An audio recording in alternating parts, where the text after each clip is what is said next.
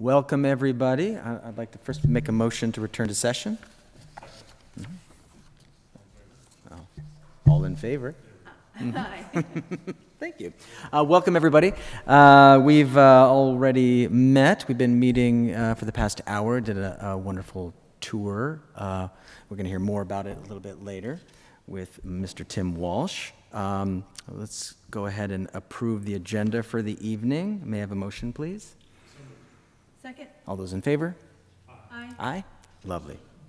I noticed that this is new this year, approving the agenda. Can give me some Phil? background. So we spoke prior to the start of the school year about the potential, especially as we run a consent agenda, that a board member may have something that they're not prepared to vote on in the consent agenda in the affirmative.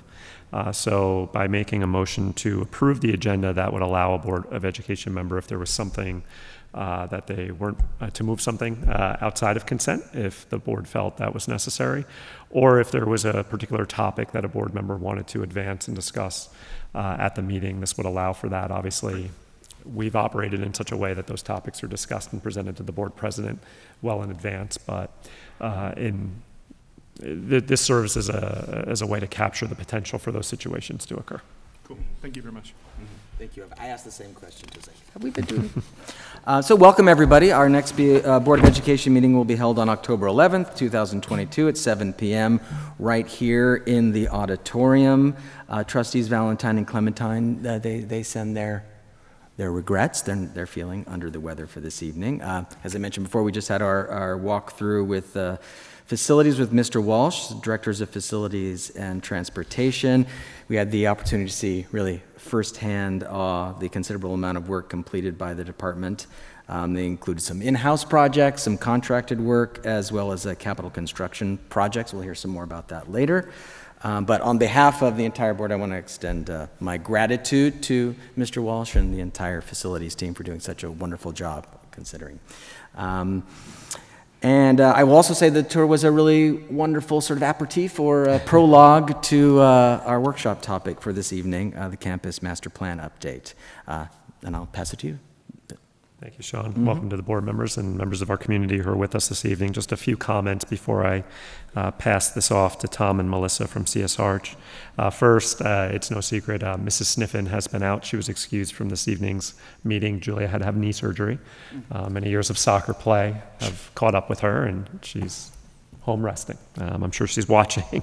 And also, John Bauerlein also was excused from the meeting this evening. We had the soccer game, and I told John we would proceed without him this evening, just for the board's reference. One note to the board, I was in contact with Mr. Albano, Superintendent at Garrison, last Friday, just to talk about the tuition structure for next school year. So, as you may recall, last year we came to an agreement that Garrison would have a modified tuition structure for the current cohort of students that are attending Haldane, which is inclusive of our current 9th through 12th graders, and that we would discuss tuition rates for any group that came thereafter at some point this school year. So Carl has reached out sooner rather than later, which is in the best interest of both districts as we begin, and they begin planning for their 8th graders quite early in the school year to discuss what, if any, potential modifications the board would be willing to consider going into next school year. I feel this is the Garrison Board of Education leadership has offered to sit down and have a discussion with our current board leadership, which is probably a good idea at this point. I think Carl and I agreed that we'd like to bring this conversation to closure by the end of October, just as student site visits typically occur in November. So it's important for them as they continue to work and think about their budget, given some of the fiscal stress that they had experienced in preparation for this school year, to try to resolve this matter, or at least come to an agreement on this matter by the end of next month. And so both parties can be prepared to proceed. So with that, I'll work with Megan to work with you and Peggy to find a meeting time to sit down with the Garrison leadership. And I think it's probably in our best interest, just to bring this out in the public session a little bit, at the next meeting, Catherine and I we'll be prepared just to have some figures prepared for the board, so you can get a better sense of how many students we currently have from Garrison, how many students we maybe projecting to get in just based on a rolling average, and what is the finances behind that. So the board's has a complete picture of that and has the opportunity to ask us any questions before we get too much further into the conversation. And as part of that conversation, we have the opportunity to discuss some of the plans that had been on the table in previous years, as well as other commitments. Certainly, if that's the desire of the board, we can prepare some of those materials. Obviously, we prepared them. We had them in the background last year, so bringing those out is perfectly fine. Great, thank you. Okay. The last thing I just wanted to make note of, I was down at the soccer game before. It was appearing to be a win for our boys. I certainly hope it ended up that way. And I came across Caitlin Secor, who's a new social studies teacher for us at the high school. And Caitlin was here with her daughter, Joey, in the Papazon at the game, rooting on our Blue Devils. And I just wanted to make note of that. That's a scene I think at times we see behind the scenes, and we talk about the values of our organization, and that sense of service is really important. Being present for our students, not only in the classroom, but in their extracurriculars outside of school, is something that's really important to us, and becoming, we would say, of the educators that work with our kids each day. So I just wanted to put that out there. It was, I know our teachers lead very busy lives. Some of them have very young families, as Caitlin has a 6-month-old daughter. And yet still making the time after school hours to be here for our kids is something that I think is important to acknowledge and express appreciation for. And I know several of our staff do it, and I'm just trying to make more of a point of highlighting that as we go about the year, and those small stories, if you will, and as we encounter the everyday happenings here on Haldane's campus. With that, we'll turn it over now to Tom Ritzenthaler and Melissa Rankowitz. Tom and Melissa, it's great to see you again. Tom and Melissa and just as you're getting prepared, and Tom, if you want to speak a little more to this, or Melissa, I just wanted to give the board a little overview of how our process is playing out. Tom and Melissa are going to highlight some of the focus groups, as well as the community survey, the themes that have emerged through that process that they're incorporating into their planning. Tonight's presentation focuses on site-based work that would be inclusive of additional building locations on campus, areas of the school where we could put new structure to address some of the needs that have come out of the community engagement process. Tonight's presentation does not focus on renovation of interior space. That will come later. It also is not inclusive of other site-based work for areas near or around our campus. That will come later as well. The focus initially is to try to work towards consensus around what areas of the school we would be interested in developing and for what reasons, what programmatic reasons, and then everything else will fall into place from there. Please, if I left anything out as it relates to that, Tom, please feel free to fill it in. I think you said it perfectly, and each of those does fall in suit. When we start to think about potential options for additional space added onto the buildings, that will allow us to then rethink perhaps how we're looking at the interior of the building as well. So that's why we take it kind of a step-by-step basis.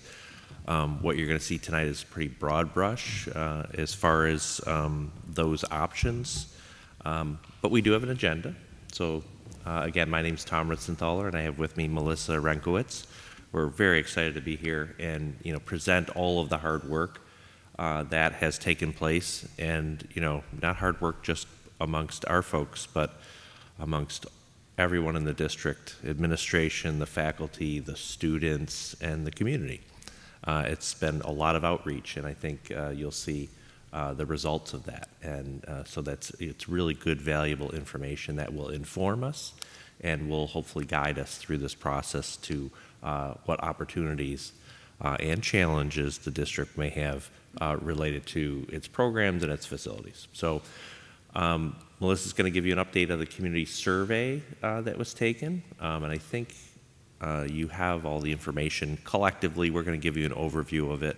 I'm going to go through briefly the equity study that we did in comparison with 11 other districts from a facility and an athletic standpoint. Then we're going to show you the conceptual design options. That's the real exciting part. And then we'll go through the overview of the schedule moving forward. We are on schedule, which is great. So we haven't really been delayed, which is really important to focus on. So we're still on track. So with that, thank you. Thanks, Tom. So we will give an update on the community survey, which went out over the summer. We received responses from 267 individuals. Over 67% of those were a parent or guardian, and largely aged 36 to 55, which shows good support probably from your parent demographic here in your community, which is great to see. We did ask for respondents to rank areas of importance. We'll look at that a little bit later, but really 3 areas rose to the top. Number 1 being educational space, second being safety and security, and third being support of student wellness. And this is the full ranking 1 through 11 of those areas. So again, those were the top 3, and down at the bottom, the lowest ranked area of importance for the district to support is community use of the Haldane facilities. Most frequent commentary, so there were several locations within the survey where respondents had the ability to type in a response, multiple different locations, and so this is really just a summarization of some of the frequent points that respondents did comment on. I will read this list because this does feed into the areas we're looking at. Lack of dedicated high school facilities, deficiencies with cafeteria space, deficiencies with athletic facilities, a need for an auditorium, improvements to support visual and performing arts, improvements to support STEM or STEAM activities, a need for student gathering and student support areas, outdoor learning opportunities, and safety and security improvements. so one of the things that we put together was an equity study, and by that, looking at Haldane in comparison with 11 other kind of neighboring districts. And so you can see the districts listed across the top, starting with Haldane, which is highlighted in blue. And the first set of numbers really, we're going to focus on those because it really talks to what's the student enrollment, how many buildings, and Haldane probably should be 3 if we include Maple Merit Building.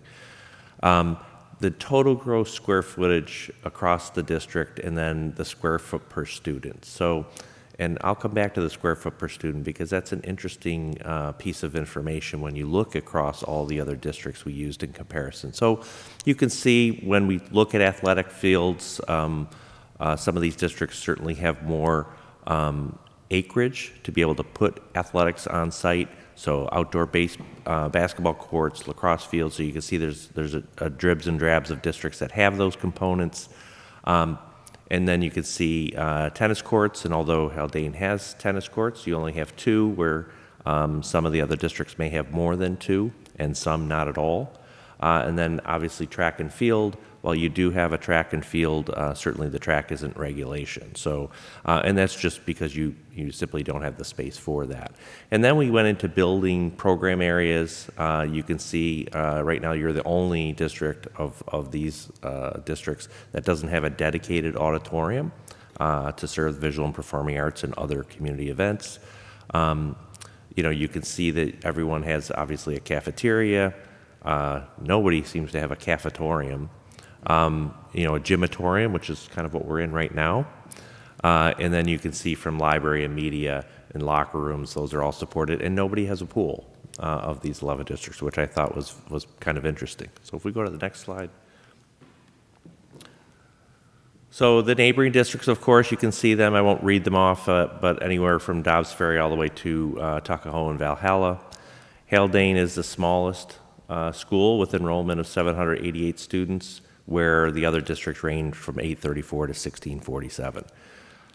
So I said I was going to get back to the square footage. So if you look at the square foot per student, so this is square footage of the facilities that you own and operate related to how many students that serves. Haldane is one of the lowest on a per square foot basis at 148. The average of the others is over 200. So that, I think really leads into the understanding that, you don't have some of these dedicated facilities for your high school students. You have a lot of issues with scheduling a lot of your spaces for multiple uses, multiple needs, which really is taxing on the district and its staff. And that number really is that precursor that tells you that, maybe you are shy in the amount of square footage that you have to serve the student population that you have. So you were among the lowest. You weren't the actual lowest, but you were among the lowest, and you can see the highest was 278 square foot per student. That's a significant difference. That's a significant difference. But even across the average, you're well over 50 square foot per student lower than the average of all of those districts. Again, as we pointed out, all the districts have a dedicated auditorium facility. And athletically, you're somewhat on par with the other districts, with the exception that only 3 of the 11 schools use an off-campus baseball field, and the other districts where they have a track and field complex, it is a regulation track and field. So we're going to move into looking at some potential building sites. And what you'll see here is really just us taking a look at your campus, identifying where are there buildable areas available to us to support some of these larger programmatic deficiencies that may exist and that we've identified both with focus groups, the survey, and discussions with your administration here. So a very quick look at your existing site plan here and just taking a look at the existing circulation. Again, there may be proposed improvements that we'll discuss at a future meeting, but this is just a quick view to remind you and refresh you of your existing site. And these are the 5 buildable areas that we've defined. Again, these are not necessarily the shape of an addition, but just the available square footage that might be available to us to propose an addition. And they're in no priority order. They're just numbered matter of fact. Just a quick question, as you go through these, or maybe at the end, or maybe at the beginning, for those of us who weren't as close to this, for lay people who are coming at this completely cold, there may be other places on this map where one could say, I wonder why they didn't consider that particular location as one of these sites. It would be useful for, at least for me, I'll speak for myself, to understand why those sites weren't considered in the, so as you go along, if there's color there, that'd be great. Thank you. Certainly.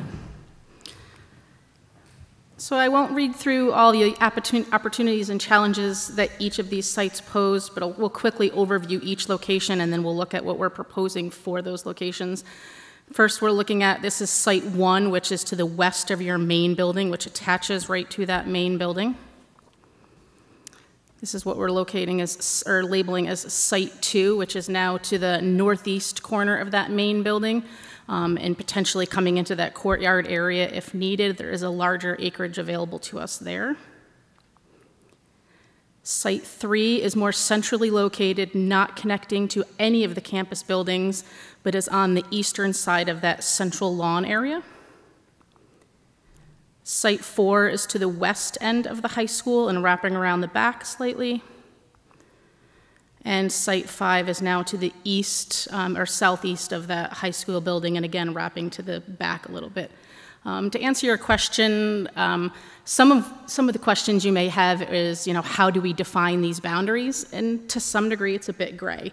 Could we, redefine some of the site circulation and push a little bit further in any of these? Sure. Could we cut down and propose, maybe some tree removals and push further into the sites? Sure. We know you have a lot of land available that is within your property lines to the western part of your campus. We also understand that there are previous referendums that were proposed for that area that were not successful, and we did not get large support from any of our focus groups or administration or community meetings discussing any of those opportunities. And so for that reason, that did not rise to the top of the list as a potential building site for us. Right. There's a couple other things we do look at when we consider potential buildable areas, and one is, and you'll notice the area on top of the playground, one big consideration for that area is you're backing up to a neighborhood. So that's something that we're very focused on as to what you would potentially build there, if anything, and how that would impact, we always want to be good neighbors. So that's also a consideration. The other, as you notice, the space in between the high school and the main building, we're only looking at a portion of it, and part of what we do is an evaluation of slope of the site, and sometimes a piece of the property is just too steep to want to be developable, wanting to be able to put a shelf on that piece and be able to build on it. So we look at that, and sometimes it really isn't economically feasible to go through that. So that's some of the evaluation as we go through when we start to look at, okay, these are the areas we think we can work with, and then once we get to that point, we'll go to the next set of diagrams that shows you what we think could be done with them. And Cool, that answers most of my questions. So I'm assuming that the site west of 3, which is basically it's not a site, the absence of a site west of 3 on the slope in between the high school and the Bell lot is a slope consideration. Yeah, I would also assume that the site off of the cafeteria band room in that corner is roughly a slope consideration. Slope and also difficulty of access. Remember, everything we do has to consider ADA compliance, and so that becomes a much larger issue. And ADA compliance, as you know, for the main building, for this building, is a challenge. Yeah, right. Even at that, your gym, for example, is currently not ADA compliant. So, and those are things that when we get to the interior discussions, we'll be addressing as well. One last sort of stupid question is, why not the parking lot? Which parking The lot? high school parking lot. So those are considerations, and that is a potential. Now, one of the things we have to also be aware of is, one, you have tanks buried in the ground off the high school, and also we do have distance requirements that we have to be at least 30 feet away from any existing structure, any windows on that structure, like from classrooms, science rooms, in order for it to be an approvable building addition.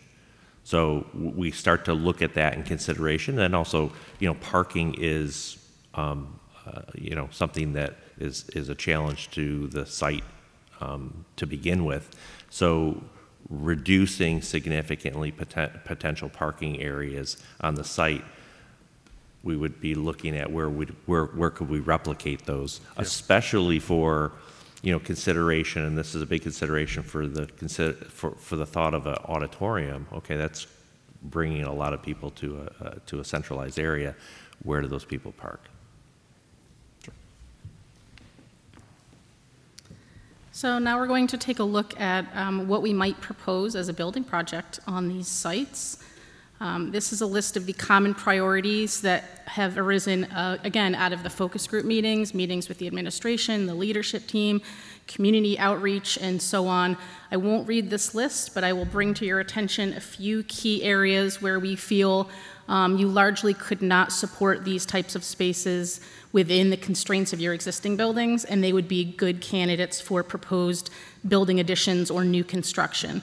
First, lack of a proper auditorium to support the performing arts. I'll move to the bottom, which is need for an additional gym space. And then in the center here, we have a few things that we've grouped together.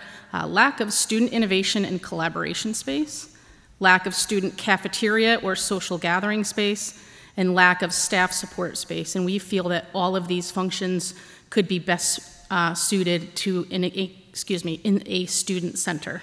So, proposing multiple program areas within one buildable solution.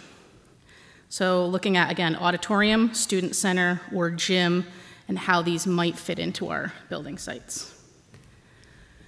So this is called option A, and this is to build an auditorium at site 1. So this would connect to your existing main building by meeting that existing central spine corridor that runs down that hall. So we extend off of that into a small lobby area that would also provide a new entrance to this location for events. And then this is just supporting an auditorium and the adjacent flanking support spaces such as a stage, storage, and bathroom. This, of course, displaces your parking lot over in that area. So this also affects building site 2 to the northeast by taking over and reconfiguring some of that parking lot and paved recess area. So reconfiguring where that that playground goes, and then providing parking in that area. This is labeled option C. This is looking at just that site 2. Again, adding an auditorium. You do at this corridor have a stair at the end of that corridor, so that stair would need to be removed to allow the corridor to connect. We would rebuild that stair to again provide access to the upper floors. And this is providing an auditorium and those support spaces, and again providing a smaller lobby to the northern portion there that connects to your site for an event entrance. And of course, this again has reconfiguration to that parking lot and playground area. Option D is to provide an auditorium and a gym at this site, so just taking over a larger portion of that building area to support 2 of our larger program areas.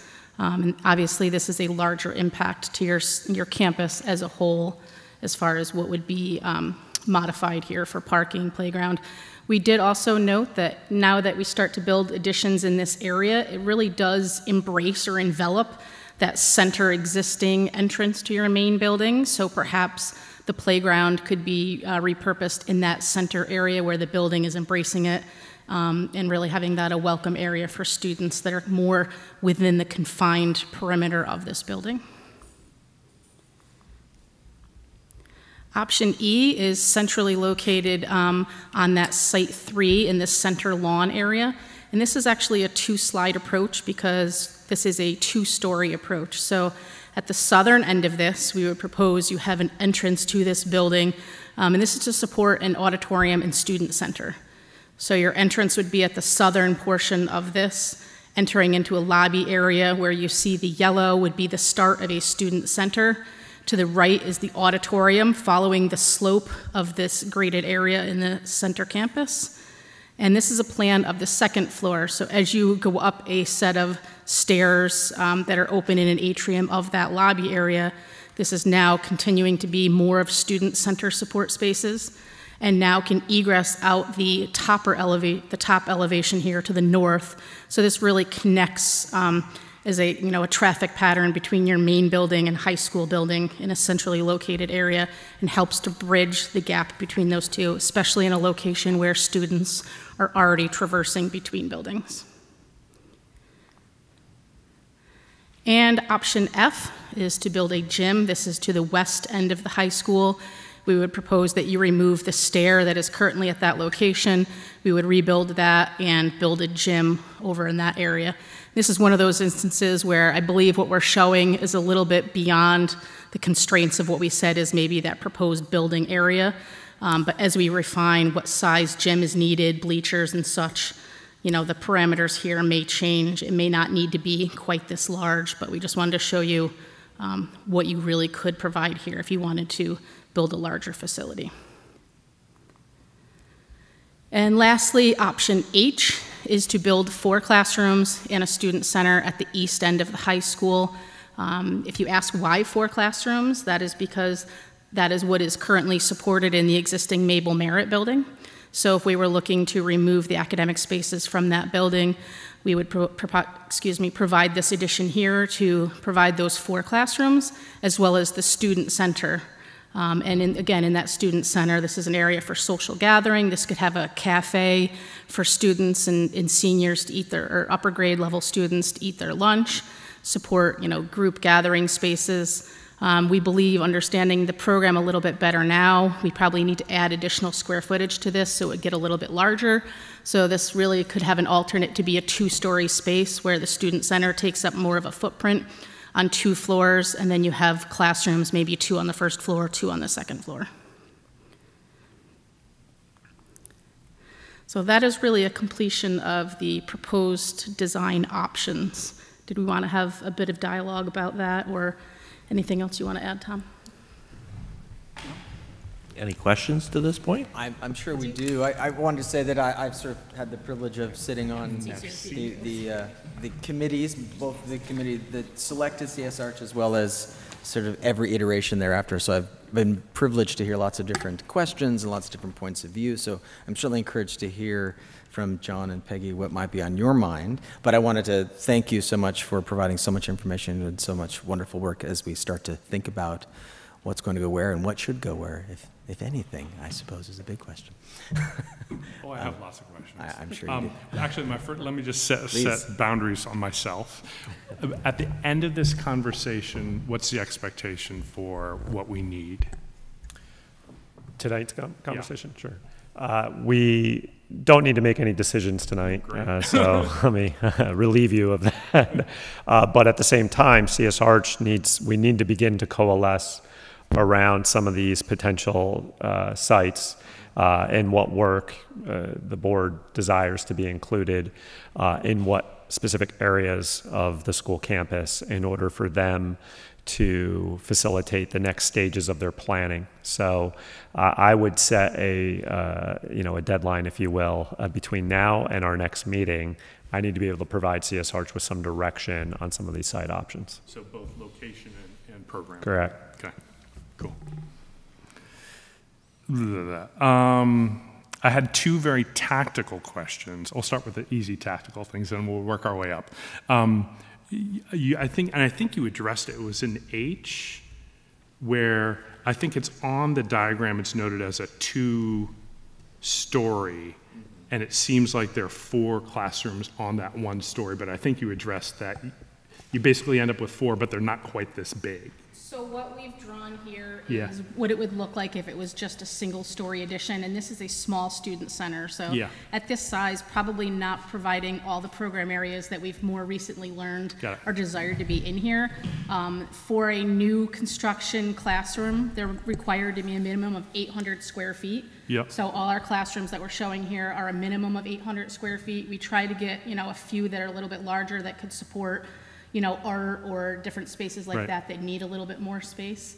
Now that we understand the student center really needs to be a bit larger, I would propose that we go 2 stories here, so that student center might actually take over that 1 classroom, and then on the back side, you would have 2 floors of classrooms. Okay, cool, thank you.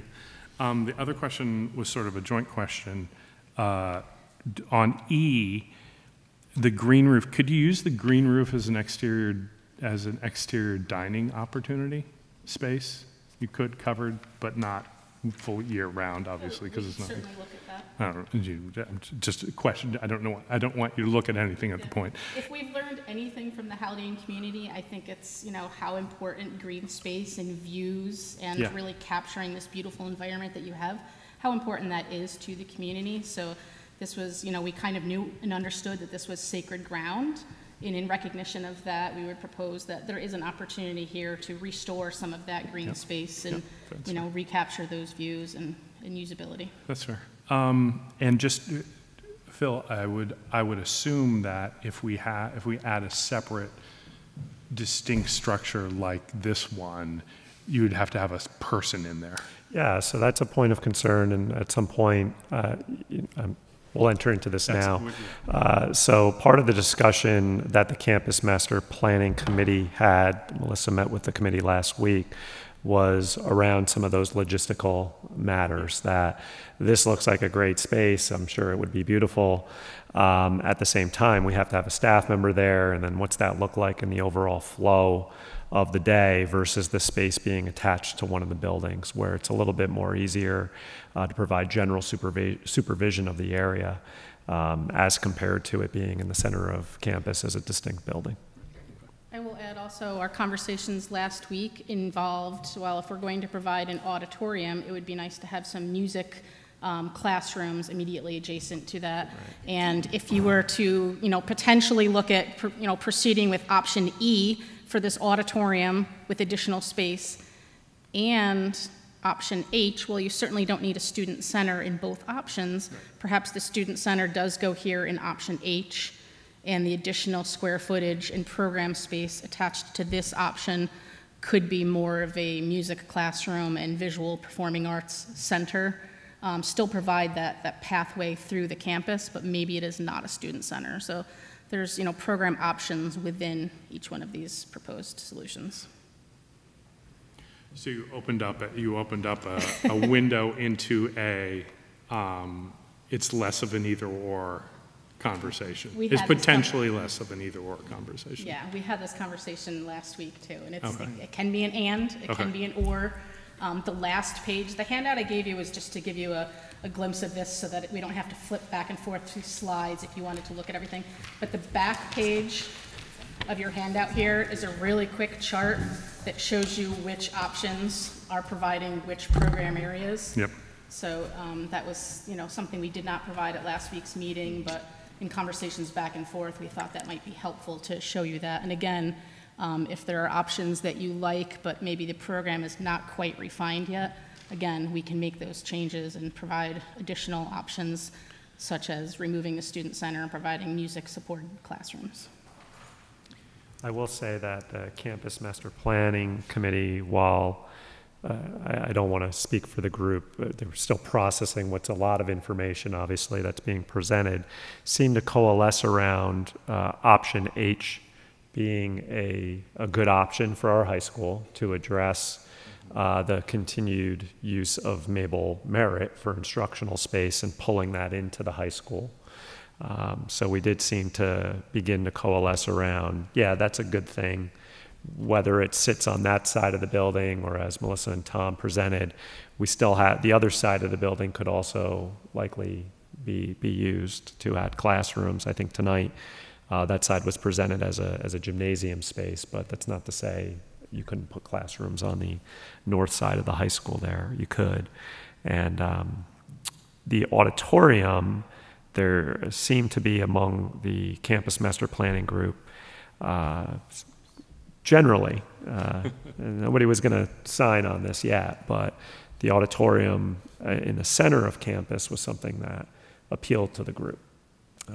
That's this option here. Design obviously can vary of that, but the Campus Master Planning Group was intrigued by that. We did have discussion about whether or not it would be possible to attach the auditorium to the high school and what would potentially need to be sacrificed there. Again, thinking of some of the more practical day-to-day flow and supervision matters. So that's something that Melissa and Tom and I have discussed of potentially seeing what that would look like without sacrificing the size of the auditorium. And if you could just speak to the size of the auditorium that's being included here and how you arrived at that size, because I know you did an analysis of that, and that may be, influencing why it may need to go in a certain area of the campus. So what you're seeing here today is an auditorium with 450 spectator seats. That was based on conversations with Tim Walsh as far as how this room is currently utilized when it is set up for larger events, and the capacity here being roughly 350 in those scenarios, and the goal to perhaps provide something larger. In further conversations with Dr. Benante, and I know you've had conversations with Damien McDonald and others, perhaps maybe the 350 is a more realistic number to support the Haldane community, and maybe the square foot investment in such a larger facility that would have minimal occurrences may not be necessary. So what you're seeing on the screen here is 450, but we can certainly scale that down and start to look at, does that change any of the buildable areas here and opportunities. I know this option H you're seeing on the screen here, we did talk about potential, could an auditorium go there? Initially, we felt that it was too narrow a site to provide an auditorium. If we know we're going to scale it back, we can take a look at it. I don't know that we're really going to get there anyway, but we can certainly look at that if the goal is less. And it could allow us the options of making some slight adjustments to the network of roads and walkways and such to make something of that size fit. I do like having everything connected. Really the square footage is based on, it's typically 7 square foot a seat in a fixed format, and then obviously additional space for your stage areas and your other supporting areas. So that's really what generates it. So by reducing it down even 100, that's 700 square feet less that you're building, which is pretty significant. And could you speak, just one last question from me. Actually, I have one other, but I'll hold it. Putting the auditorium in the center of campus, again, losing sight of which option that was, there where you have it. I know there were some questions around bedrock and what's underneath there. That would be potentially a level of excavation and how that may influence cost. So it would, but in this in this scenario, we're actually, we're almost starting from the top. And so you have this top entry floor, and we're stepping the auditorium down with the slope of the grade. So indeed, you would have to, if there was rock below the surface, you would have to pin your foundations to that rock. There is a cost for that. There's a cost to do some of that rock excavation. But we're not talking about depressing the entire building and creating a shelf at the lower end. And so we're trying to use the grade to our advantage. I even like the option of potentially bridging across to the high school so that you'd have a covered pathway at the main floor and an enclosed pathway at the upper floor for inclement weather. And it really connects then the high school to that student commons, to the auditorium, and it's really a nice centralized space. So there's a lot of options within that. So there is a premium because you will hit rock. That's why that's a shelf there. That's why it's a rock outcropping. But again, how we're approaching the building design is to limit how much of that we'll encounter. And I have my own notes from our committee meetings, but I believe that there's fairly complete notes available to the board based on at least our master, the larger committee meeting. Are those available to the rest of the board? They are not. They are yet. not yet, but they will be at some point. Because I was going to do roughly to sort of summarize. I feel like there was reluctance to put a large building connected to the elementary school because it felt like it was a building that would be primarily used for the high school, and since we're trying to eliminate as much as possible this travel between buildings, it was centrally located, felt like a place where our middle school and elementary school students could travel relatively easily, and the high school students could feel like it was a part of that. And then the alternate playground position felt not only a loss of considerable space and valuable space, I think, to the school historically, but also its proximity to the neighbors felt like, I think a majority felt that was problematic. And to my understanding, the central position was, when you came in the room, the one you felt we would not respond to positively. Completely the opposite of what we expected, yeah, which is wonderful. Yeah.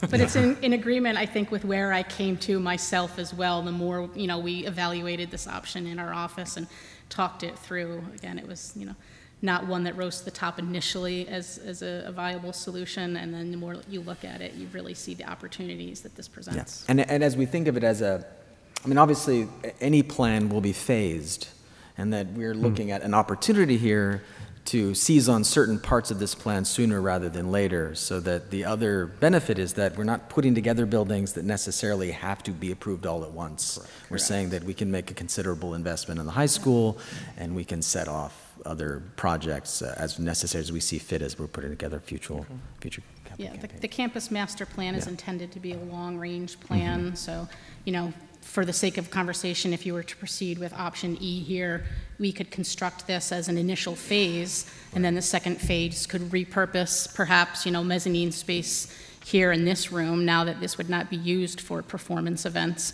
and now you're recapturing space within your buildings to support other program areas that are in need. And I suppose last but not least, and I might be stating the obvious here, you don't need to pull up the, let's see, which page is it? The common, I'll find it here. From the survey, all of the common points of interest, I think it's, common priorities. You've selected out those priorities that can best be addressed through new building, but all these other bullet pointed priorities can then be addressed with the available space that's been released once we start putting that programming elsewhere in the new construction. Not to say any other... Not everything. But, not to say any other additions are off the table entirely. There may be smaller proposed additions, but an auditorium, a gym, and a larger student center, we felt those are larger real estate items that are harder to fit within the confines of your existing building. So that's why those were targeted. Great. And as we do start to pursue a plan where we think a future build might occur, the next phase will be looking about repurposing or reinventing the spaces that we currently inhabit to address Correct. this. Once we know what real estate might be available to us. Yeah. Great. So my comment is actually to the board. So this is now going to be in the paper.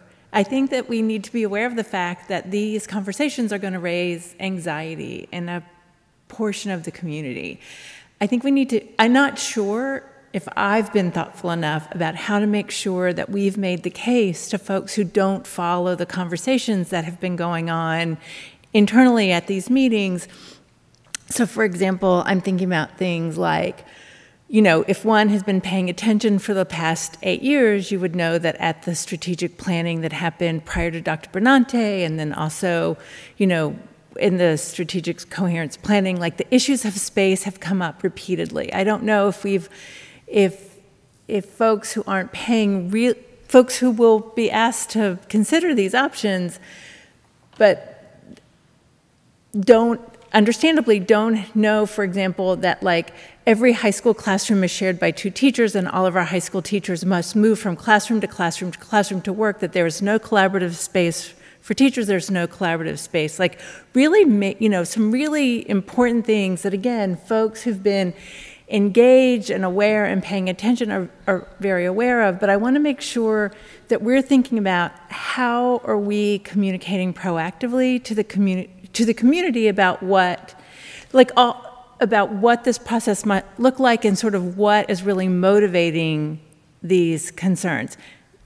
And it's hitting me in this moment, and I wish it had hit me a little bit earlier, but it really is occurring. I mean, I just remember the last time there was a conversation at a board meeting about space. It immediately triggered some real anxiety in the community. I think we want to recognize, we want to be respectful of, and I think we just want to make sure that we're getting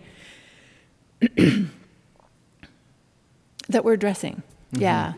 And I don't know. I'm obviously not a communications person, so I don't know the best way to do that. I think that just 2 things come to mind.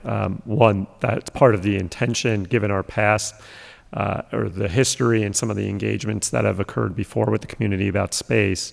That was part of the reason why going through a campus master planning process. Yeah. It's not a commitment to build anything yet. Mm-hmm. We're trying to be strategic in examining what are the issues that have been cited by the people who come to experience this space each day and members of our community, and to present and to represent a representation of how those issues can be addressed over time. It's not a commitment to build anything yet, but obviously we wouldn't be doing it if we weren't thinking that. There's 2 pieces of information that jumped out at me on the equity study that I just think are important to highlight. Absolutely. That we have close to the smallest square footage per student of space available to our kids as compared to other schools throughout our region, and that we have a responsibility, I think, to remain competitive, and we have to be mindful of what other schools are providing our kids programmatically, and that's sometimes reflected in the investments they've made in space, and we're falling short, I think, in that area. The second piece in the equity study that stands out is that we're the only one of those schools who do not have a dedicated auditorium. Yeah. I do think on the facilities piece, or the athletics piece, I just would be curious about, because again, I've been to some of these schools that, and I know we probably can't put lights on our athletic field, but several of those schools have lights on their athletic field, which buys them a couple extra hours every day for usage, whether that be practice or competition.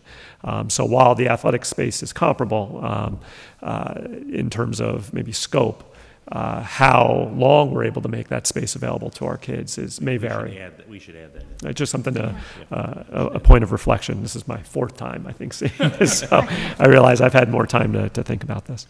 But I think those are things that come to mind when talking to a community member about it, but also being mindful. That's why we're doing the campus master plan process. That's why we had the survey. That's why we had the, right? Right. No, I don't totally get that. And yet at the same time, we're already beginning to talk about options. And I just thinking about how this has rolled out in the past, I just want us to be aware of it. Actually, and it triggered a thought about the equity study.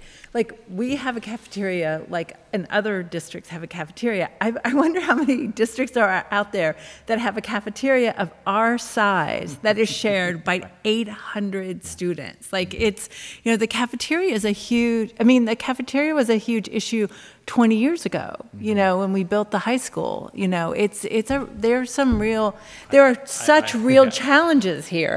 I just want to say very few on that list have a cafeteria that serves so many with so little square footage. I want to come back to that point. I appreciate the equity study. I think it's very useful. I think it's also very binary. You either have it or you don't. And it's, I'm just going to throw this out as a completely devil's advocate. It's easy to say we're the only one without an auditorium. I'm not, and I love the arts, and I've been to many fantastic performances sitting right where I am. I'm not sure I would put my marginal dollar right at this point in an auditorium, especially given what I've heard over time to the things that you've been talking about, which is like every high school teacher doubles up, is planning while a separate class is teaching. We know we have no dedicated cafeteria space for our high schoolers. They eat in the hall. I know the student center is supposed to, and this is not directed at you, but sort of more of a comment. I know that the student center is meant to manage and understand that, but my sense is I also don't see, like, are we investing in STEM in the right way? And frankly, looking at the community survey summary, the top one is educational space. Second one is safety and security. Third one is support. Fourth is social gathering. Fifth is arts. That's a big, I understand we don't have one. I'm going to have to get, somebody's going to have to help me get to a place where I'm like, that's where we put our money. So one of the things we have to always keep in mind about doing a campus study like this is there's no sense of priority with this. Right. So this part of the process was meant to say if you chose to prioritize that, it's a major impact because of the size of it, and so we have to then explore, well, how would we, kind of execute that, right? Clearly, and the first thing when you started talking, the first thing I went to was the community survey. You look at probably the most talked about thing is the lack of dedicated space for the high school and for high school facilities. So, to me, that's recounting the true, at least one of the true priorities. Everything you just said resonates entirely with me, John, and I feel like represents. It's not a question that, fortunately, we're not putting a bond together at any time soon for an auditorium, and that's to me the benefit of thinking about the multiple spaces on which building is possible, where programming can go.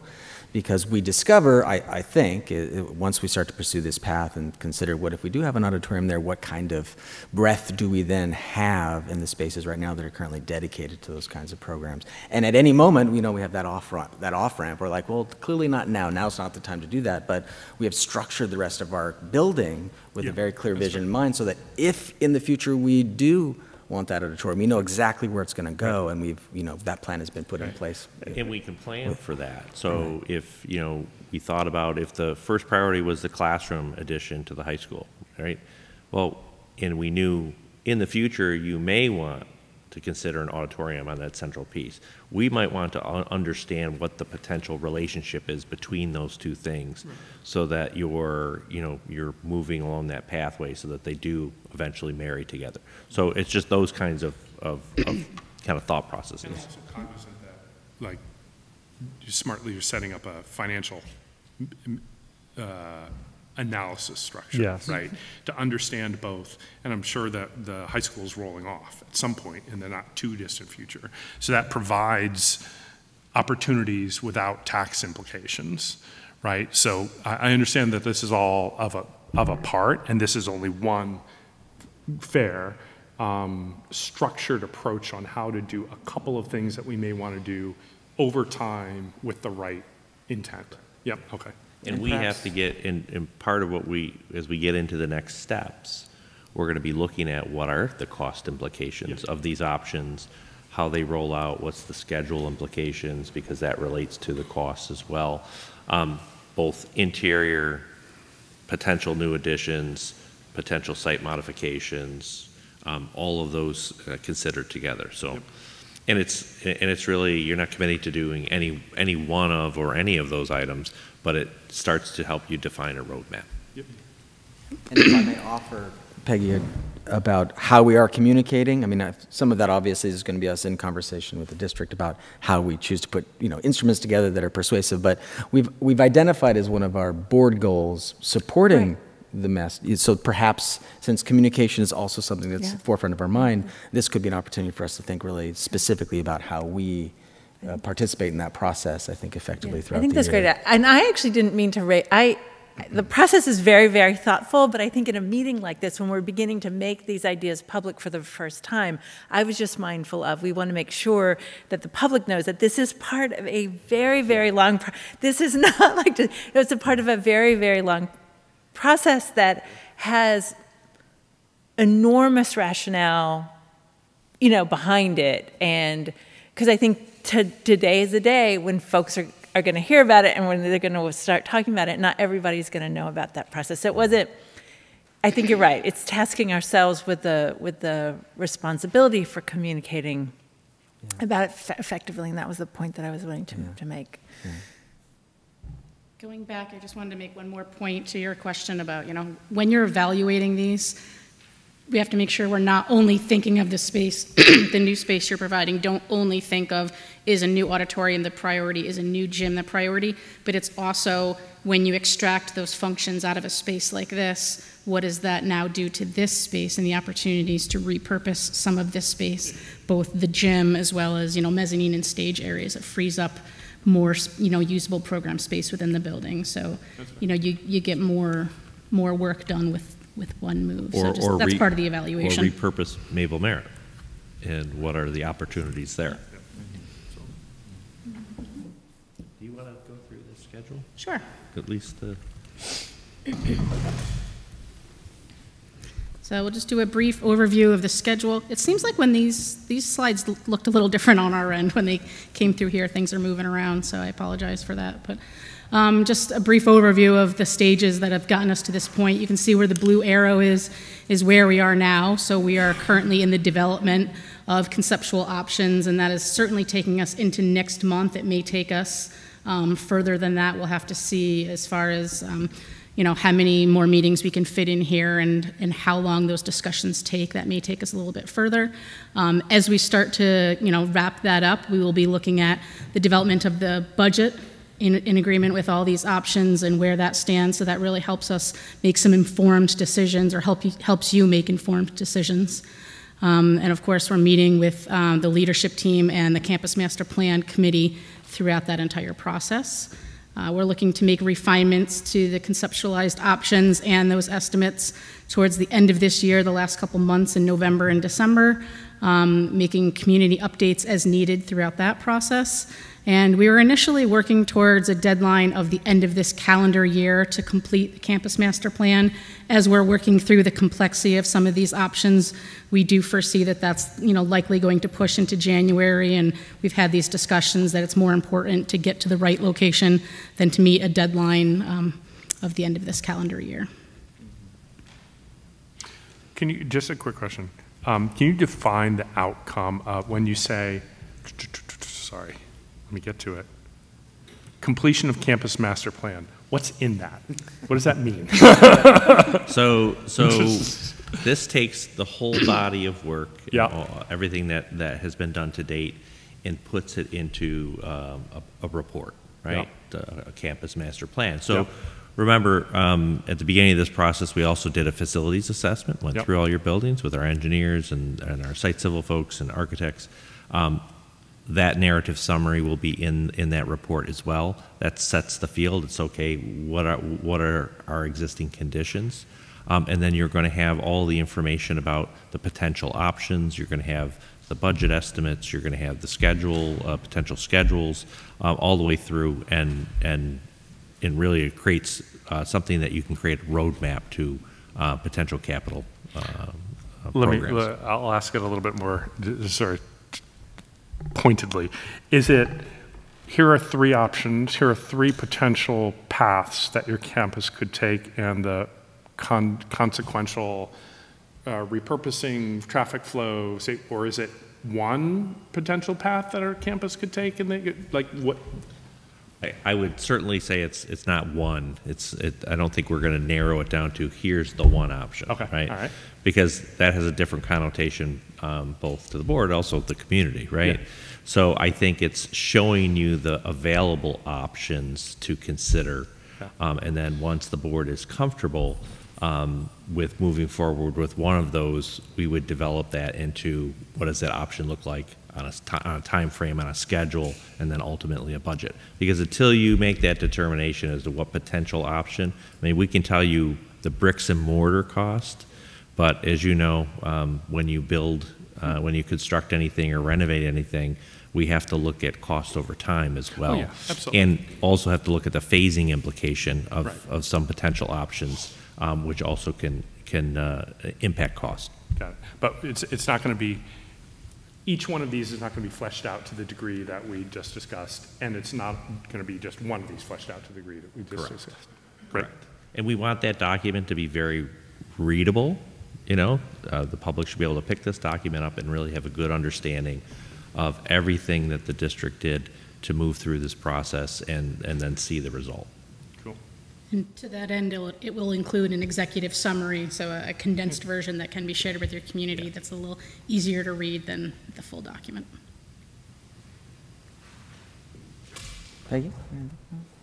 I mean, it's all really very exciting, you know, it really is, you know, I think, I mean, the community wanted, well, not the whole community because it didn't pass, but like the big sections of the community, it was aware of these needs really, you know, 20 years ago. So these are long-standing concerns, and, you know, we ask, you know, having this very constrained space asks an enormous amount of our staff, like a lot of, you know, our buildings and ground staff who's always having to reconfigure all these spaces, and our teachers who are really having to, you know, do a lot of good work with not a lot of resources. And so the idea that we might be able to sort of open up and expand some, you know, to some opportunities it's really exciting. Yeah. If the full original high school plan had gone through, what would the campus look like?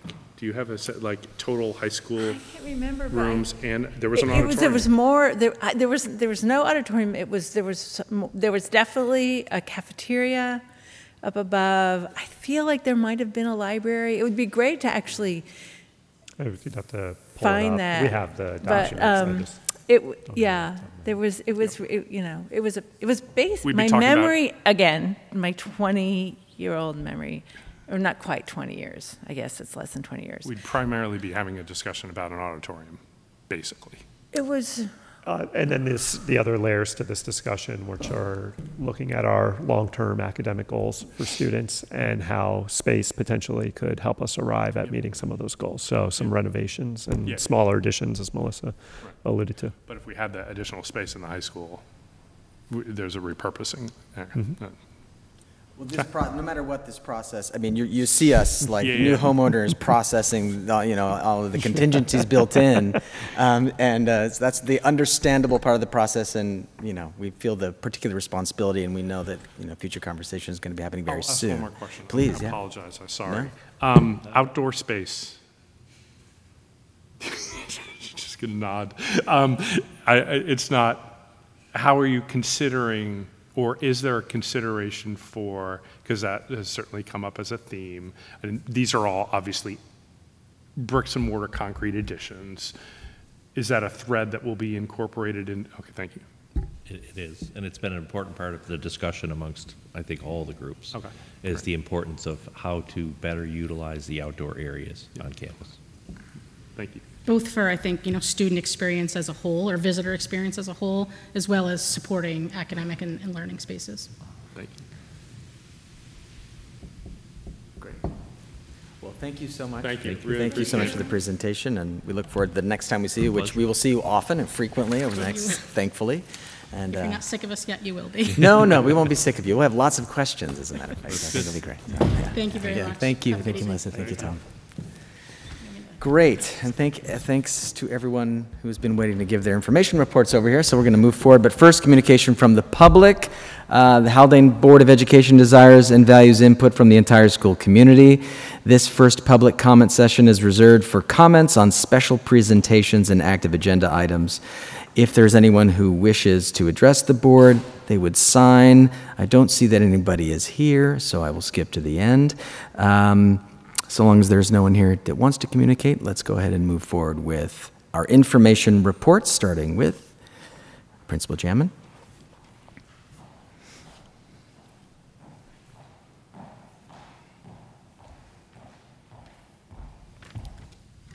I don't know that my brain is ready to give an informational report after processing all of that. Saturated. But I've been trying to think about the balance of, we have a lot of things coming up, but I don't want you to hear about them repeatedly, where you hear like it's coming up and then you hear how it went. So today I'm doing how it went, but there's a lot of fun things coming up. So this summer we did a lot of work at the elementary level. Some of it was facility stuff, and Mr. Walsh's team painting our classrooms. I hope you got to see. They are no longer orange and beige. I don't know if you processed that that's the colors they were previously. They're nice Haldane blue colors. So there's that. There was also a PTA project on our playground where we had a number of volunteers over 3 or 4 weekends painting the foursquare and kickball and checkers and chessboard that are out there, which was very exciting work. Our teachers were working on unit design plans, continuing that work of that you heard so much about last year of incorporating the Haldane Essentials and using our unit design template. So we had a number of teachers in grade levels that were working on summer curriculum work regarding expanding that work. And then we welcomed a lot of, not a lot, but a number of new staff. So Ms. Von Dolen is now one of our 4th grade teachers after previously doing a leave in 1st grade and the virtual instruction during COVID. So it's wonderful to have her on our 4th grade team. And Ms. Staffu has joined our 1st grade team this year as a leave, and both of them have settled in and started great things with their classrooms. I'm very excited to have pushed into both classrooms and seen what's going on. And Mr. Moon, Kevin Moon, is our new OT and has already been really thinking about how we can incorporate more supports for our students around OT, both more supports and just different supports. So it's always good to have a new brain in those capacities and help us see students through a different lens and think about how we can support them. And then we had two aides leave us, and we have 2 new aides who joined us, Jenna Thorpe-Jorgensen, don't ask me to spell it, and Matthew Wollison, who have both joined us over the last month and have been doing a great job supporting our students. So I'm just really excited about all of those summer changes as we settled into the school year. We also had 18 new students. This is beyond our new kindergartners, which is continuing our trend at the elementary of having a lot more summer enrollments than was reported to me that we had, or that the student enrollments study had indicated we would. So that's been exciting, welcoming those new students. At clumped grade levels, so our 4th grade has, our current 4th grade over the last 2 years has had 11 new students. So they, it's something, there's something in the real estate market. We're only marketing to 4th grade children who have, families who have children born in that year. So I don't know, we'll have to talk to real estate agents about that. And then there's a summary of our elementary goals for this year. We're continuing our work with the MTSS plan that we adopted last year and how we're implementing progress monitoring and data analysis with our data teams. This Thursday, the leadership and our teacher leaders are going to a professional development on data and using it even more effectively. So that's exciting. And our reading program that you heard a lot from Tara Rounds around the selection of a reading program for our Tier 3 students is beginning right now, which I would also tie into our MTSS work and how we support students.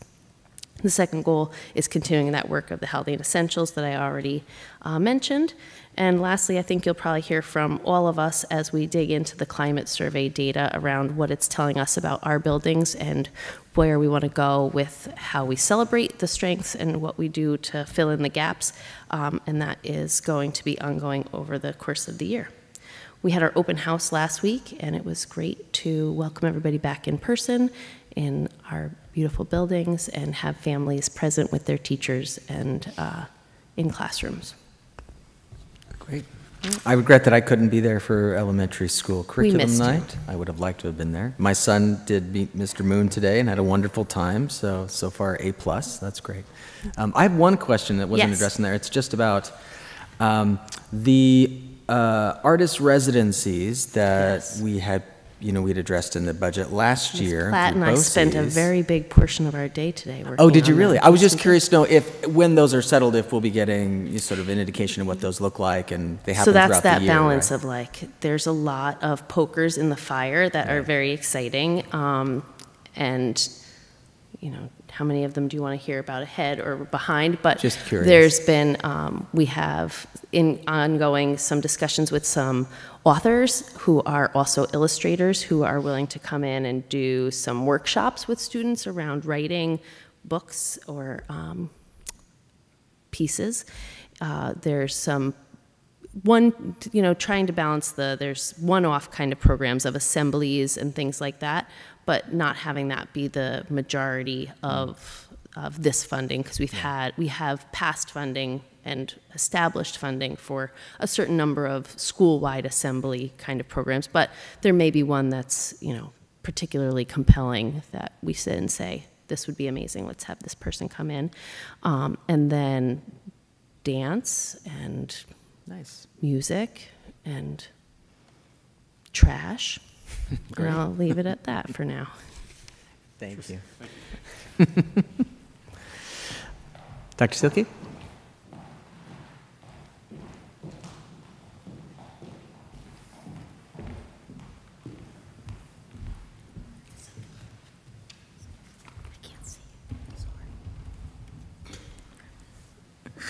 Good evening, everyone. It's so wonderful to be back to school. As educators, we get to celebrate New Year's twice a year, right? So actually on January 1st and then the first day of school. So we welcomed all the middle schoolers this year with extended homerooms where our students were explicitly taught lessons on our school motto, our shared values of teamwork, responsibility, understanding, and excellence. And I had the pleasure of going into each of the homerooms and talking with all the students, which really was a treat because with the COVID restrictions over the past 2 years, I didn't go into every single homeroom in the beginning of the year to try to avoid cross-contamination between cohorts. So it was really nice to have the opportunity to go in and spend time with each and every single homeroom. And because beginnings are a great time to set goals, I asked each of our middle school students to set a goal for the school year related to teamwork, responsibility, understanding, or excellence. And the students really set great goals. They set academic goals, some of them set collaborative goals, some of them set goals around empathy and kindness. So all of those goals were shared with their teachers, and it's going to be really fun to cheer them on and support them throughout the school year to reach those goals. The middle school also has 2 new representatives from the PTA, 2 new vice presidents. So I had the pleasure of meeting with Aria Clemenson and Charlotte Charlie Brooks, and they're really excited, and we're really excited. There's a new, Mr. Vergidamo is the new student council advisor for this year, so our VPs to the PTA are going to be working with the student council to bring back many of the pre-COVID activities that the student council used to be able to put on throughout the year. So we're looking forward to those increased social opportunities. And speaking of increased social opportunities, the curriculum night last week was not only an opportunity for our parents to be in the building and meet the teachers, but it was an opportunity for parents to talk with each other. It was really great to see the community come together and feel the excitement around families that had perhaps not seen each other or not seen each other to any great extent over the pandemic really get back together, to have our different community organizations have tabling opportunities and to speak. It really felt good and it felt normal. So looking forward to more of that to come. Thank you. Thank you, Dr. Zielke. Dr. Keisha? Mm-hmm. Do you have a question?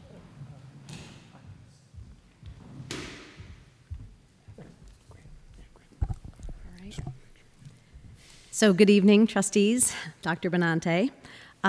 So yes, touching back a little into the summer months, Our Department of Pupil Personnel Services got off to a good start. We had some loose ends to tie up from the spring, having had an interim in place and then me starting in June. But all things went fairly smoothly.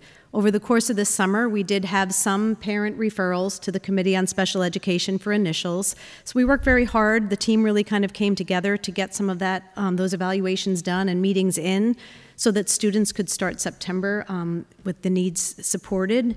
But by and large, I think our students who have additional needs have gotten off to a good start this school year. And I'm really looking forward to and have started visiting all of the students in all of their programs throughout the district. I've also was able to visit some of the students in our ESY programs, and I'm going to be going to all of our out-of-district programs just to visit every single student. So I look forward to that. Great. In terms of, well, let me just touch on Mr. Moon. Once again, his name is popular tonight. The Learning Differences Committee is holding a meeting tomorrow night at the Butterfield Library at 6 p.m. actually, and Mr. Moon is their guest, and so he is going to be talking about occupational therapy and those kinds of services and support in the schools. It's a chance for parents to meet him, but also to learn a lot more about his philosophy, which I think is a really functional and integrative philosophy. So I'm looking forward to being there myself.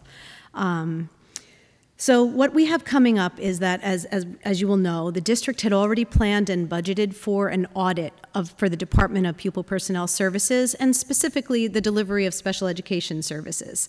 So I've had the luxury really of starting when I did, because I could start to communicate with the various stakeholders and start to get a sense of, what is it that we're really doing well, and there's a lot of things we're doing well here. And in particular, I think the student-focused piece is there, and so is the willingness to sort of be creative and think outside the box. But then what are areas that we still need to strengthen? And so I've been engaging in some listening, some learning, some questioning. I've been talking to Dr. Benante about priorities and aligning with our coherence plan in the district. So we really want to focus on the unique needs of Haldane and our students. We also want the audit to produce something that results in actionable recommendations. We don't want it to just be stuck in a drawer. We want this to show where we can have measurable, quantifiable improvements for our students. So to that end, we really want to hone in on some very specific goals for this audit. So over the last few months, I've been able to research and interview several different companies. I'm actually waiting for the 4th proposal. They promised it to me by Friday.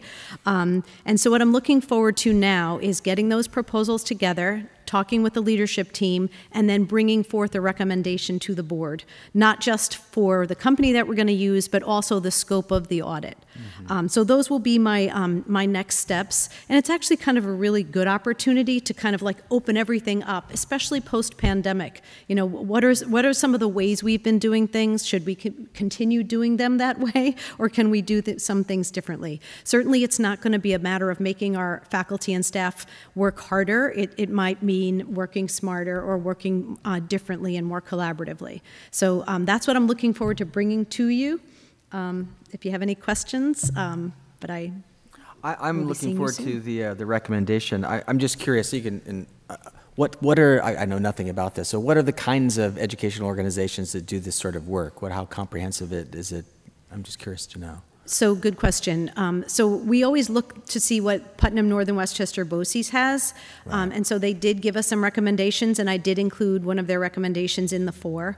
I also looked and saw what some other school districts had done in the local area, and that actually helped guide me to a certain extent. There are nationwide organizations, but some of them have very specific focuses. So, for example, our previous audit looked a lot about how we used related service providers and the number of hours they spent, individual, group, that kind of thing. I was really looking for a more systems approach in this case. I was really looking for someone to look at our comprehensive K through 12 system and to see our continuum of services and how those might be, adjusted to meet our unique needs. And so it really kind of personalized learning, I would say, is the broad focus. Great. Yeah. That's great. Thank you. Okay. Thank you. And before you come up, Mr. Elder, I think we want to go back and do a little I have overview Julia's of the report, principal. and I want to make sure I just provide a few notes, Josh. I'm sure you wouldn't mind. Thank you for your patience. As I mentioned before, Julia couldn't be here this evening, although I am most certain she's probably watching. And I'm going to try my best to honor some things she wanted to make sure she included in a report to the board. First was an acknowledgement of our students, our faculty, and our parents with the transition back into school.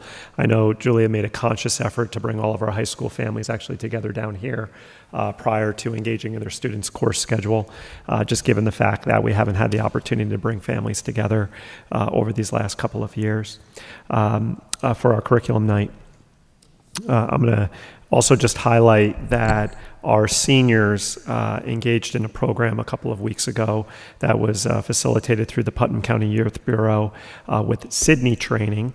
And Sydney is a behind-the-wheel driving experience that makes the dangers of distracted and impaired driving very real and personal for students. And that's, as many of our kids are getting their licenses or their permits, this is a program that we facilitate at the school to help the kids become more aware of what distracted driving and impaired driving looks like, so they can make smart choices as they become licensed drivers. We also had our senior picnic down at Mayor's Park. I had the chance to go down there myself. Kids had the opportunity to backpack and kayak either prior to or after that. It's a wonderful experience that our kids have at the start of the school year to come together. I just also wanted to highlight the high school drama department has selected A Midsummer's Night's Dream as the winter performance, which will take place on December 9th and 10th. And included in the report are also the student council election results for each of the classes. So several of our students at each grade level are taking on leadership roles through the student council or student government. And congratulations and thank you to those students who've chosen to do so. I'll stop there. Great. And I believe one other note is that currently missing right now is our student representative, which will be determined based on some to a degree, something I wanted to talk to the board about. I was actually going to include in my comments at the end. We typically have selected a student to be the board representative. Julie and I were discussing whether or not we may take, if the board would be willing, taking a different approach, and this is a policy thing because our policy actually outlines that there'll be a representative. So there's a policy implication here, but having a member of our student government leadership come to each workshop meeting and provide a report to the board, as opposed to staying for the entirety of the meeting. So they provide a report, perhaps at the front end of a workshop agenda. And I think my observation, as bad as I'm sure is yours, our student representatives to the board tend to be very engaged students. So we have them for a period of time, but then one of their extracurriculars begins to interfere with their regular attendance at the meeting. Our thoughts were this would allow for more consistent representation throughout the course of the school year. If the class president couldn't attend, the vice president could attend, and it's also respectful of their time, given what usually is a very heavy course load and extracurricular load that these students are carrying. So something for the board's consideration. We don't need to make a decision right now about that, but in discussion with Julia, that's something we were thinking about, maybe a better way to approach student engagement with the board and board engagement with our kids over the course of the school year. Okay, thank you. Sorry to jump the queue. All right. Mr. Elder?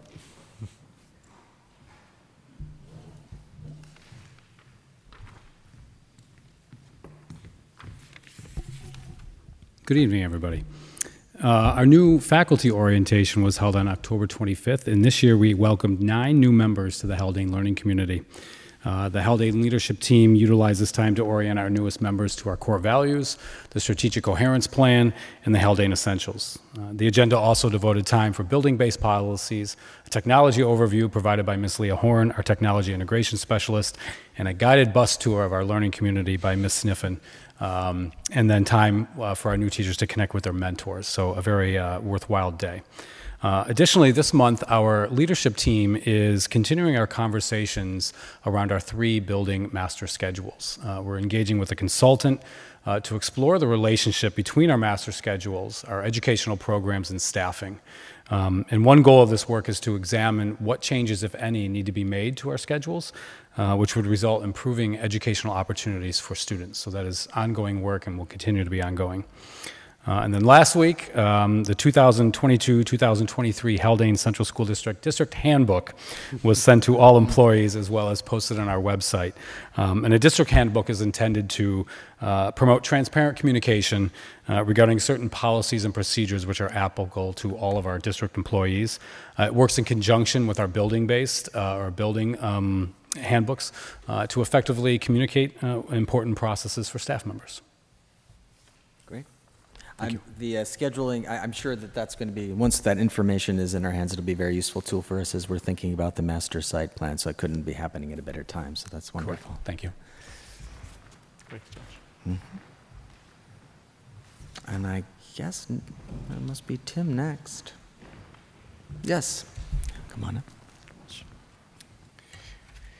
Good evening. As referenced, we did conduct a walkthrough earlier prior to this meeting. We had the opportunity to review a lot of the work that was conducted over the summer. We categorized that work into 3 separate groups, or I do at least: facilities completed work, in-house work, contracted work, as well as capital construction work.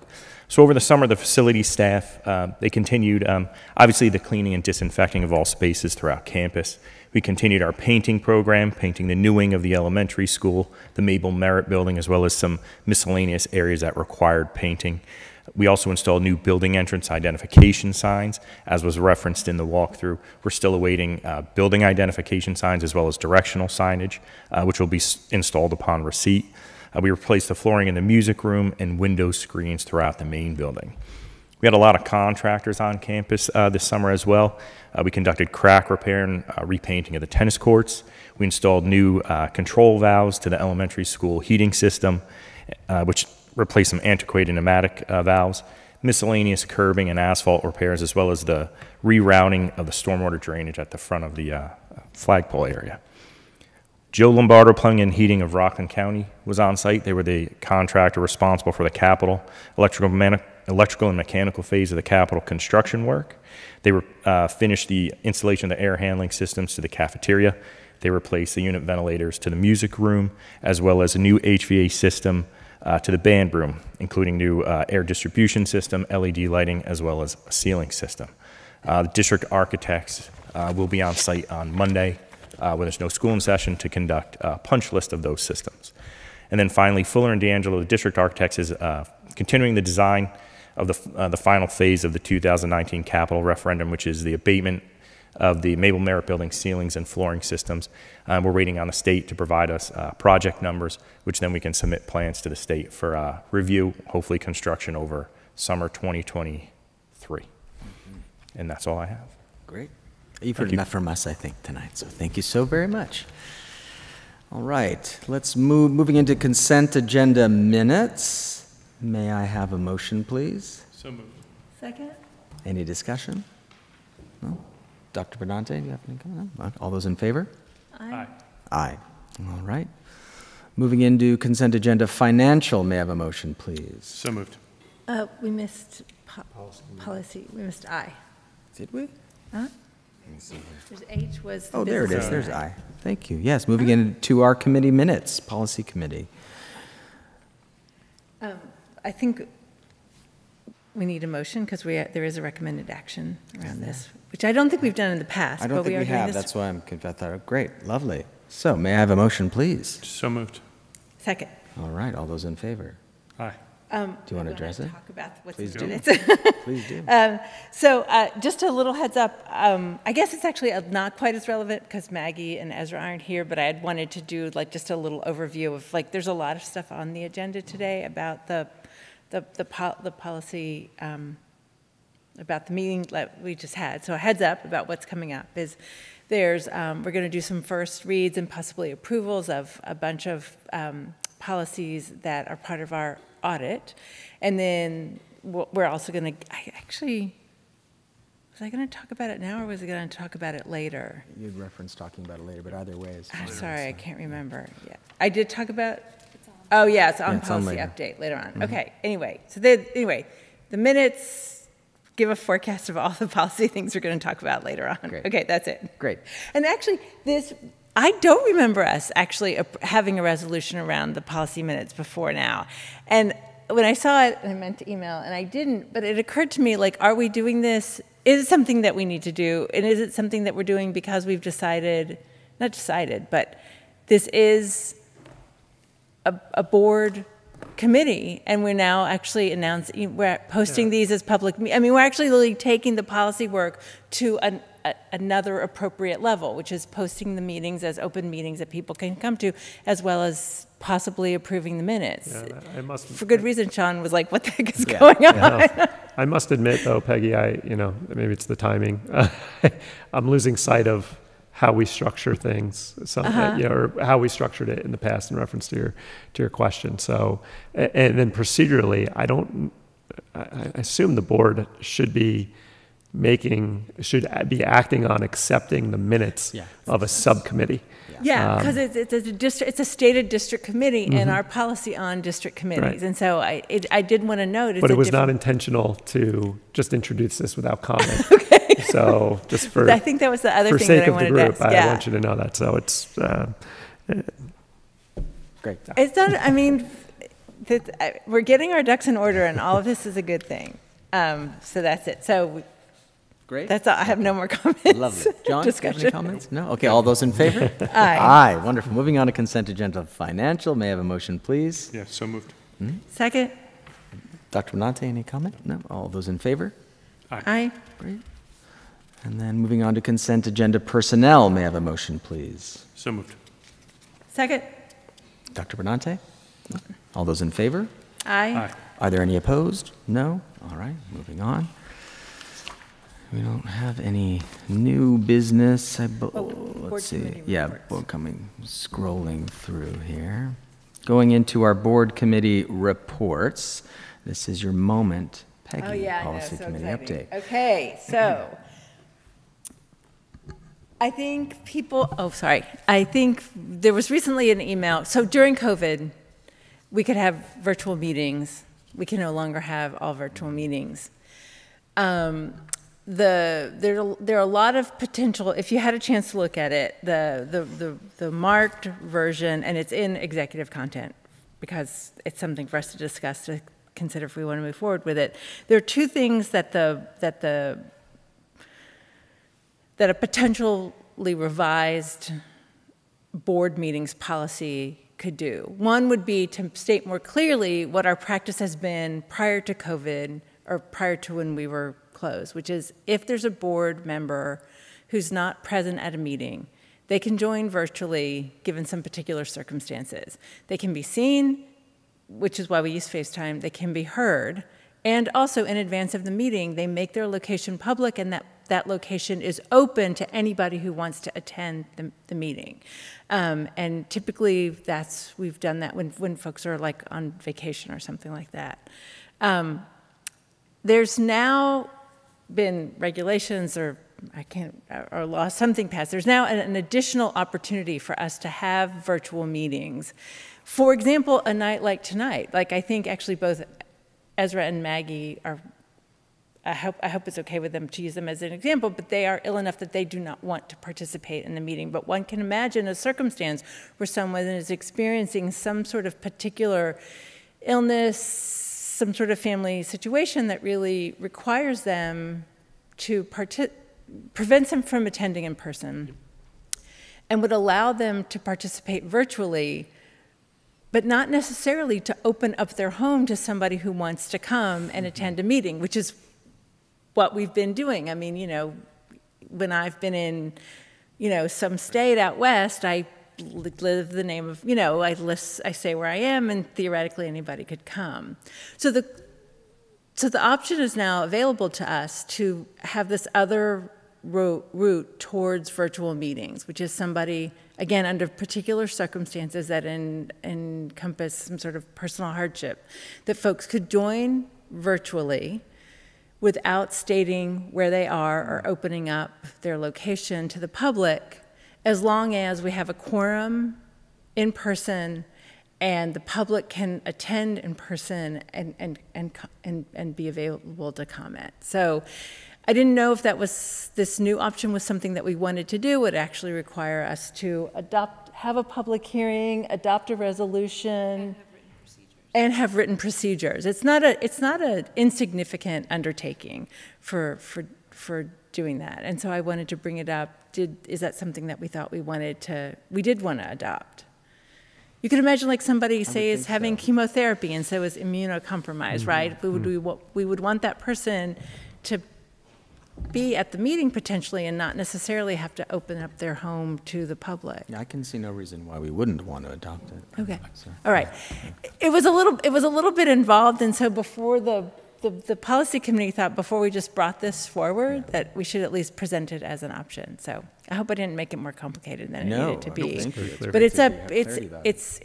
it's multi-step. So it's been such an octopus hodgepodge over the past 3 years. It's good to yeah, have I mean, there was even a point, I think at one point when people were like, oh, you don't have to say where you are in a virtual meeting. We thought that really changed the policy in a different way than it technically does. I mean, so from now on, if one of us is traveling that we still, and wants to participate, we still need to follow the previous procedures. This just opens up an opportunity if someone, for some reason, really can't be here, but also it's not appropriate for them to be in a place where people could join them.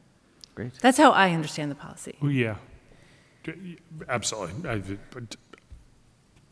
I don't think, as long the quorum in the room, no need to make your home a public space for people to come. Not like anybody ever came anyway, but fine, But great. still, Let's dispense with that so there isn't that. To your point. Does this also cover ongoing live streaming? It would mean, in the sense, does it cover ongoing? It's actually sort of a separate and tangential question, given that. So what we're talking about now is the ability for any board member to participate, provided there's a quorum in the room that people can attend, from a remote location via, they need to be seen and heard, but they don't need to post where they are as a public spot. Great. What's the current policy on continuing to provide live streaming of meetings available to anybody at any time? Is that covered in here? Is that separate, or is it even a policy, or is it just a decision? I don't think it's a policy. Okay. I think it's actually it's a service that we provide to the community that's not required of us. Okay. I think, John, yeah, you're correct. I don't mean to cut you off. No, please, go ahead. There was a period of time where we had to provide a live streaming option, or there was a caveat that if we couldn't facilitate a meeting in person, that it had to be live streamed or somewhere otherwise accessible to the general public. And now it's just no longer part of a requirement or a regulation, but it's a best, I think, great practice to be able to people to be anywhere and watch it on there. Great, good, thank you. I mean, I think about it. Before the pandemic, we didn't live stream. We recorded the videos and posted them, but it wasn't an opportunity for people to, you know, I mean, the way we live stream now, people can't really participate. It's still more of a, I don't want to say it's a viewing activity rather than a being here and being able to comment, but it is in the moment and not having to wait. So, great. Thank you. Great. Number 2, the Westchester Putnam School Board Association update. I have one question about this. I don't know if was this an item that was added to the agenda because of Jen's occupancy as the vice president of the board? I'm happy to report out because I did participate in a couple of, region-wide conversations, but I don't know if this is a necessary item on a regular basis. It's not necessary. My perception of why it was on, it's not just because Jen was on the board, but Jen was actually, and it actually sort of gets to our board goals as, as well, that we've talked about recently. But it's a legislative sort of activity, and so it was an opportunity for her to really not because she was a member of the board, but also really an opportunity, I think, for her to report out to those of us that didn't attend and the public at large, sort of what she was learning. Well, I attended, monthly they do community conversations, and this was the focus of this month was student mental health. They sent out a survey to all the presidents in the region, which you had an opportunity to, and then last night there was a conversation, kind of took a deep dive in the topic, and the 3 sort of pullouts that I observed from that conversation that I think are interesting for us are 90% of districts are adding new funding dedicated to student mental health, and that's largely being used to add district mental health staff. another point is that there are many different programs being used, but the most often used is DBT, which is, one of the interventions that we are employing. And an interesting note that surprised me a bit was 2/3 of Westchester Putnam School Board Association districts surveyed have added resources to support the mental health needs of adults and staff in their schools. And included one such program that was noted was having funding available to any staff member to pursue a certain passion that may or may not be associated. And they had referenced, I believe it was someone who was working in mechanics to pursue something that was, had absolutely nothing to do with mechanics, but was about his partnership in one way or another with the district overall, which I thought was really fascinating. And it's great to, have lots of people ask me, oh, you're the person, because Jen is very popular in that community. Folks. I'm always very careful to say, well, I'm not Jen, I'm, but I will ask her questions and I'll come back to you if it's necessary. So great, that's my update for now. Go ahead. I don't know the numbers, but before Dr. Benante joined, the board did an audit of the mental health services, and we realized that there was actually, I don't remember the details, but we realized that compared to a lot of other districts, we were actually sort of understaffed in terms of our mental health professionals, and I couldn't tell you how many positions we've added, but I know it's been some, so it is, I did just want to acknowledge I think it's not that it would preclude adding more, but I think it's something that we really recognize. It's an area where I think that the district has really made some progress in the past, at least as long as I've been on the board. So we added a behaviorist, which would be inclusive of those professionals. Actually, I think Regina just did an analysis, an overview of our current levels of staffing, because there was a local inquiry from one of the local papers. She may be reading an article soon on mental health supports in schools, focused on a more local level. But that's something that would also be included in the PPS audit as well, a review of that. So the board may have some additional information in front of them by the end of the year. Well, all right, we have no unfinished business, so moving on to new business. Ms. Shields. CSE, CPSE recommendations. Be it resolved that upon the recommendation of the Superintendent of Schools, the Board of Education hereby approves the recommendations of the Committees on Special Education and Preschool Special Education as presented. May I have a motion, please? So moved. Second. All those in favor? Aye. Aye. Any opposed? No? All right. Moving on to approval of the district-wide safety team.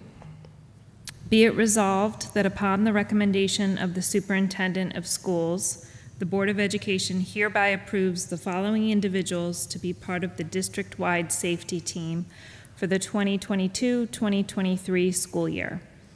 Phil Benante, Superintendent of Schools; Maggie Valentine, Board of Education Trustee; Christine Jamin, Elementary School Principal; Marianne Silke, Middle School Principal; Julia Sniffen, High School Principal; Regina Cation, Director of Pupil Personnel Services; John Bauerlein, Interim Director of Athletics and Dean of Students; Tim Walsh, Director of Facilities; Deputy Anthony Tolvey, School Resource Officer; Joe Vergidamo, Middle School, High School Physical Education Teacher; and Ralph Falloon as Parent Representative.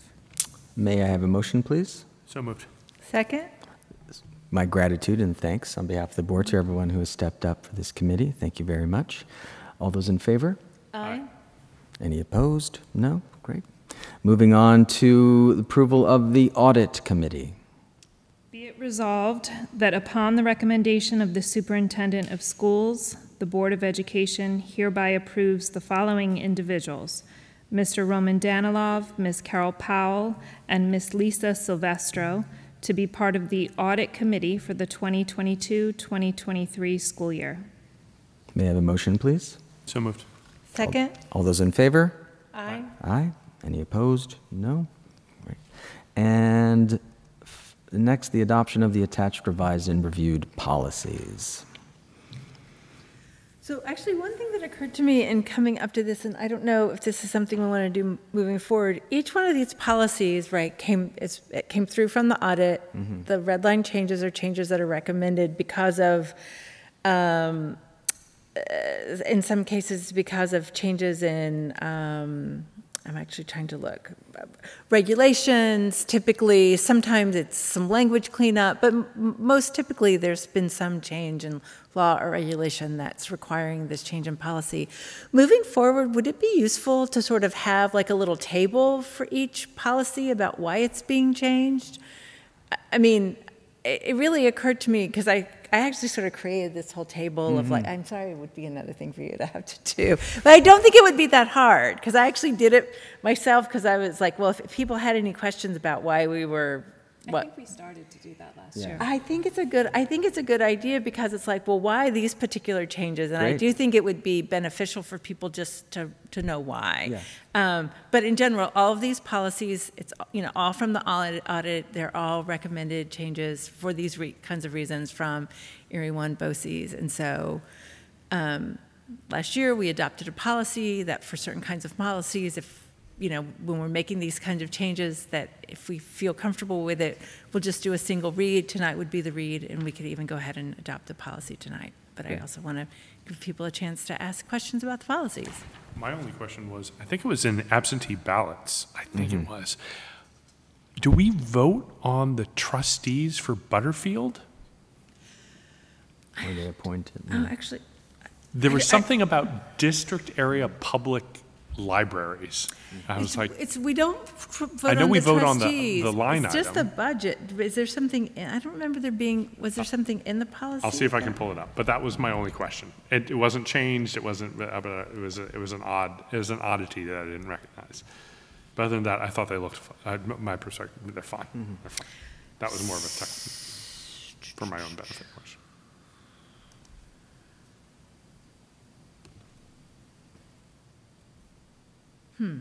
I did not remember there being mention of that being something that we voted on. Here we but go. we Absentee do vote ballots will be used for the election of board members and district public library trustees. So it occurs to me that is within the realm of possibility of something, right? So one of the things that happens, right, is with the library, like funding decisions for the libraries, and I guess theoretically also public trustees could be voted on as part of as part of our annual meeting. And so even though that's not something that we would do, the policy is written to encompass what's theoretically possible given that it's a policy doesn't mean that we do it. Do it. Sometimes policies mean these are things that we must do. Other times the policies are these are things that we could do. And I think this must fall into a could do opportunity. And the inclusion of this language doesn't in any way prevent us from moving forward with approving it this evening. We can enact it, so we should if we choose, we can review it, and otherwise fine. That's fine. Great. Cool. Thank you. Bless you, Peggy. So, all right, and Ms. Shields?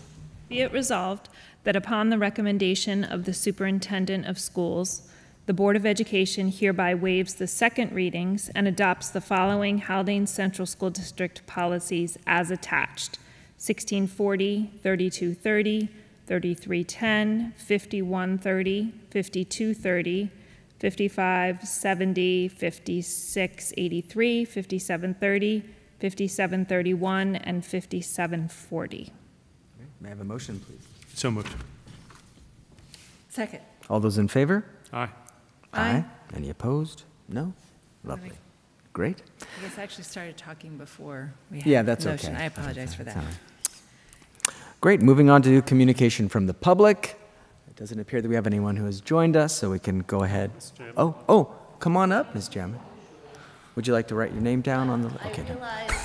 I realized I'd be remiss if we didn't mention it. It didn't fall under my report as an elementary item, but as a welcome back to staff, 27 of our local businesses had reached out to support our faculty in welcoming them back to the school year and offering them opportunities to engage with their businesses and just be welcomed back to the school year. And thanking them for doing that, I felt we should acknowledge. And we made prizes for the staff, and I'll give you each a bumper sticker / water bottle sticker that we gave to our faculty. Thank you so much.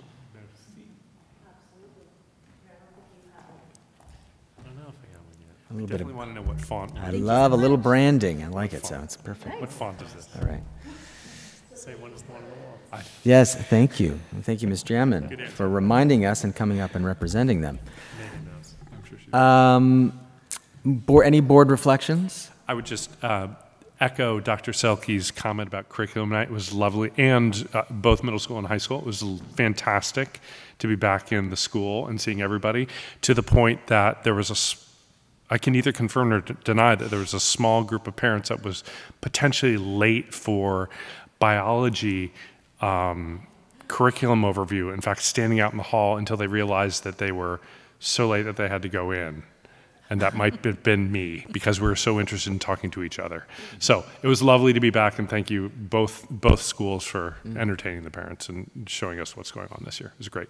Great.